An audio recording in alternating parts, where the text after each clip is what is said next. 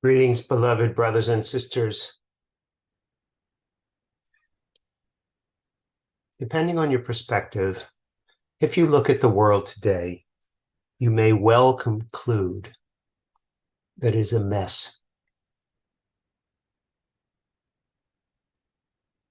There is fighting, war, greed, corruption, crime, meanness, harshness,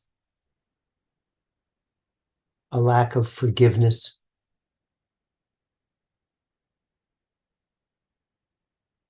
In a certain sense, parts of it might be described as hellish.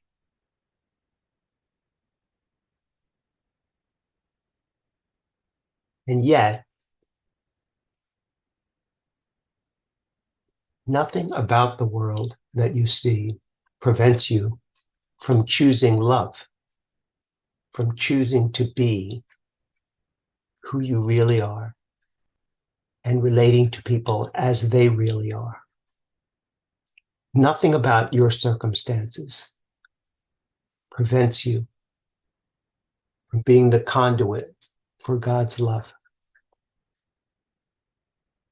You have that freedom, and you always will, in the midst of chaos and madness.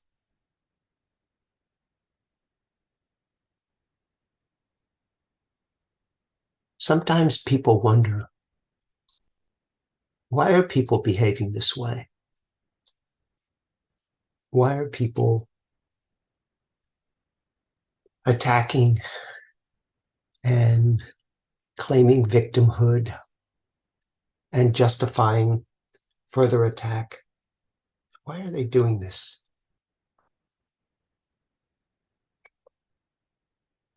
Well, here's a perspective that may be helpful. Everyone is trying to get back to heaven. Everyone is doing whatever they think they need to do to get back to what they intrinsically know is available to them, because they've all been there. They've all had the experience of perfect love, perfect communication, perfect protection, perfect joy, perfect music, perfect colors.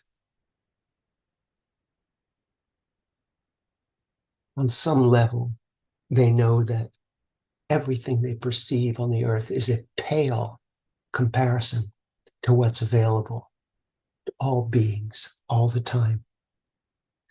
And their efforts on this earth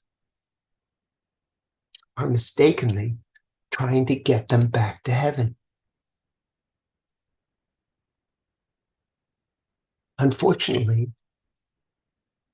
they're trying out all kinds of methods that can't possibly work. For instance, in the experience of heaven, you have immense power, and yet none of the power is used to oppress anyone else. It's the power to create instantly through your thoughts. But on the earth, people come to believe that if I had power, then I could have a heavenly experience. So they try to get power, but they have to take it from someone else. They have to have power over someone. So there's a lot of oppression. By the same token, the heavenly experience is one of absolute sensuality, the lush feeling of smells and sounds and sight and touch, that it's exhilarating. But on the earth, people hope that they can achieve that through sensuality. Consequently, the attraction of drugs and sex and rock and roll.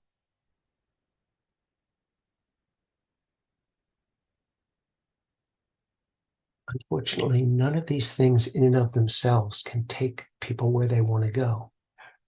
So the search for power is similar to the search for security.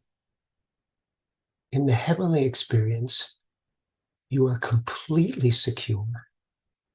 You can relax in the safety of love, in the protection of love. You are so secure, you need no defenses. And yet on earth, security is seen as having strong defenses. Naming your missile the peacekeeper, as ridiculous as that sounds. Trying to achieve peace by going to war. All of these things are ridiculously futile. But when seen from the point of view of love, they make sense. Everyone's doing the best they can. They're just trying to get to heaven in the worst possible way, in a way that can't take them there. And even the experience of love, often romantic love, gives you a little glimpse of heaven where you forget everything else. You forget what's important to you. You forget everything. Everything is sacrificed in the name of love. I just want to be in love. I want someone to love me.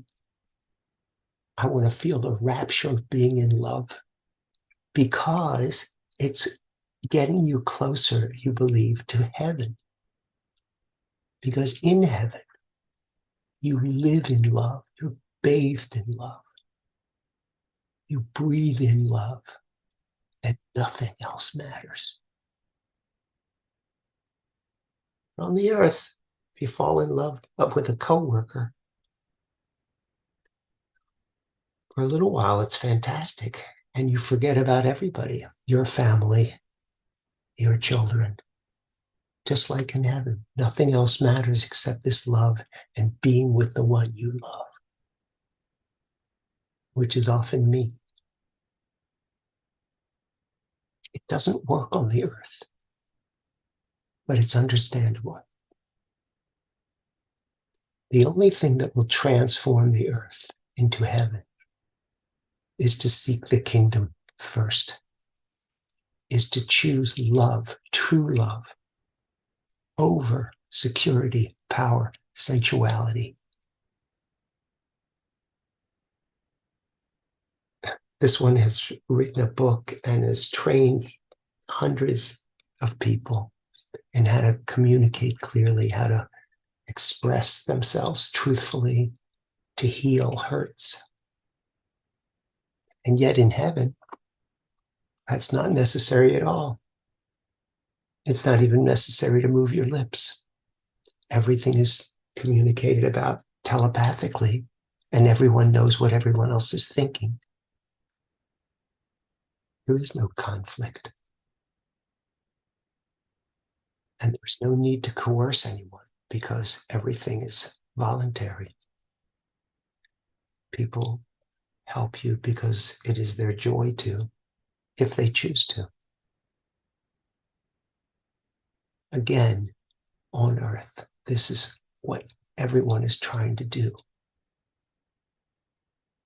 But the efforts to do that, maybe make up laws, a constitution that would ensure that no one can trample over anyone else, they'll all fall short.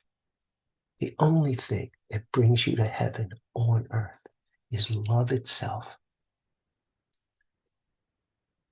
and the willingness to release your idea, your thoughts of what you think love is. And let heaven itself show you what's available because of the choice you make for love, for God. Look with compassion on those who are seeking heaven on earth in all the wrong ways. Inevitably, they must fail. But love never fails. The more you love, the more there is to love, and the more you experience love. And in doing so, You bring the experience of heaven to earth. And it's your joy and our joy to help you do this. I love you very much, and I'll speak with you again soon.